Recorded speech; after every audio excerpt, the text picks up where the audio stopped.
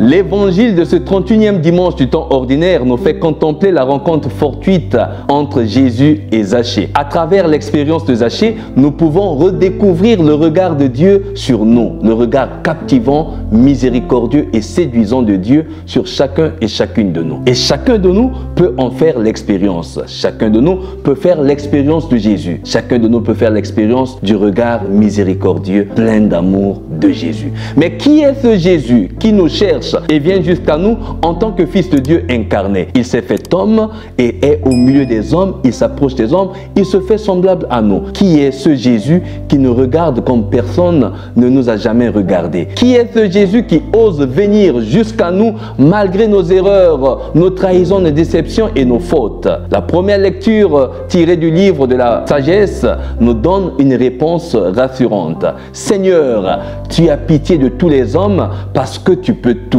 Tu fermes les yeux sur leurs péchés pour qu'ils se convertissent. Tu aimes en effet tout ce qui existe. Tu n'as de répulsion envers aucune de tes œuvres. Si tu avais haï quoi que ce soit, tu ne l'aurais pas créé. Tu aimes les vivants, toi dont le souffle impérissable les anime tous, nous dit le livre de la sagesse. En entendant ces paroles, que pouvons-nous dire de notre propre expérience de Dieu? L'auteur du livre de la sagesse nous livre ici son expérience d'un Dieu dont l'amour résiste à nos infidélités et s'adresse à Dieu avec reconnaissance. Dieu nous aime d'un amour inconditionnel parce qu'il nous a créés et voulu. Et c'est l'expérience que Zachée fait aussi dans sa rencontre avec Jésus dans l'évangile de ce jour. Zachée a été vu alors qu'il cherchait à voir. Zachée a été vu avant qu'il ne voie. Sa rencontre avec Jésus nous montre que Dieu nous cherche toujours avant même que nous le cherchions. Mais il nous faut le chercher pour en prendre conscience,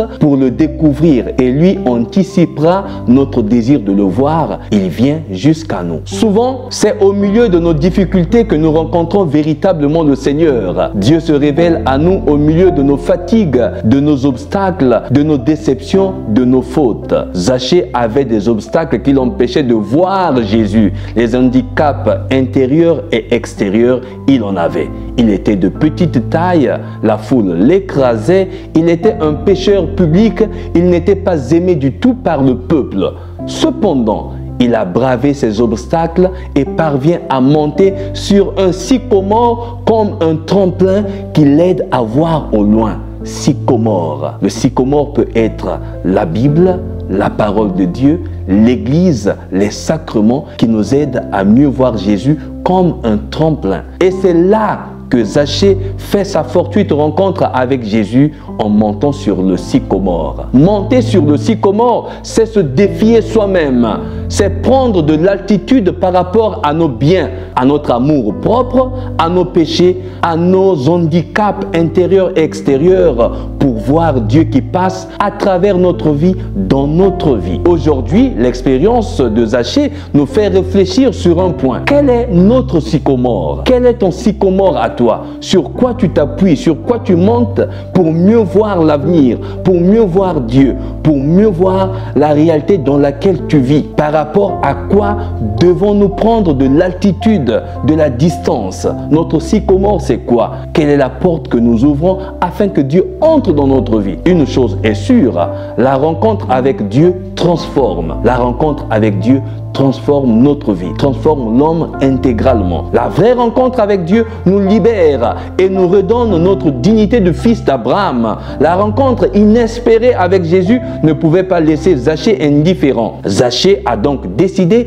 de changer de vie. Est-ce sincère? Nous autres, nous ne pouvons pas douter de la conversion de nos frères et sœurs. Nous ne pouvons pas savoir qu'est-ce qui est vrai et qu'est-ce qui n'est pas vrai dans la vie des autres. Mais dans notre propre vie, nous pouvons nous en rendre compte pour dénicher les zones d'ombre, pour dénicher nos propres hypocrisies et arriver à la conversion sincère et véritable comme Zachée. Mais Dieu qui sait voir au-delà des apparences, Dieu qui voit le cœur de chacun, c'est la profondeur de notre sincérité et de notre foi. La profondeur du cœur qui se convertit et revient décidément à lui. Voilà pourquoi Jésus pouvait dire: aujourd'hui, le salut est arrivé pour cette maison. Aujourd'hui, le salut est arrivé dans ta maison à toi qui m'écoute et qui suit cette vidéo. Mieux qu'un mérite, le salut de Dieu est un don. Cependant, il nous faut le vouloir et l'accueillir pour qu'il advienne dans notre vie. L'expérience de Zachée nous montre encore une fois comment Dieu nous aime malgré nos fautes et le regard des autres. Les autres ont parfois le regard écrasant, le regard qui nous juge,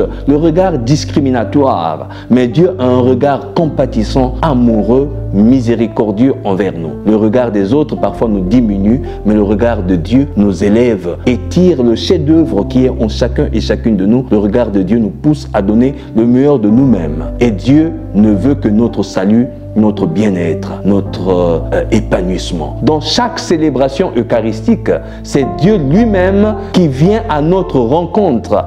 Et comme le dit Saint Paul dans la seconde lecture, en parlant de la venue du Seigneur et de ce qui le précédera, ne nous laissons pas trop vite distraire ni alarmer par qui que ce soit ou quoi que ce soit.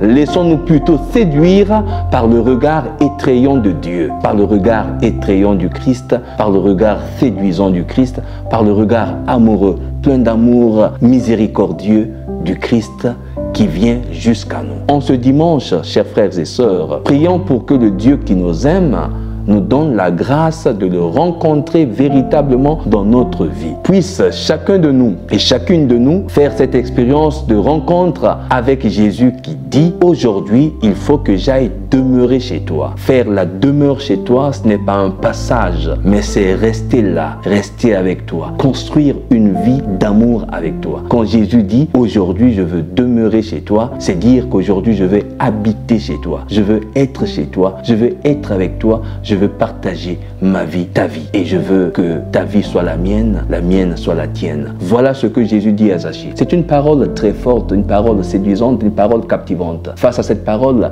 Zachée ne pouvait pas résister. Alors, chers frères, chères sœurs, si tu crois que Jésus-Christ t'aime au-delà de tes faiblesses, alors ouvre-toi comme Zachée, accueille-le dans ton cœur, dans ta maison, et tu seras comblé de grâce et de bénédiction. Que Dieu vous bénisse, que Dieu vous comble de toutes les grâces dont vous avez besoin. Priez pour moi, comme je prie pour vous. Je vous souhaite un excellent dimanche. Abbé Stephen Yanin Kodia, serviteur inutile.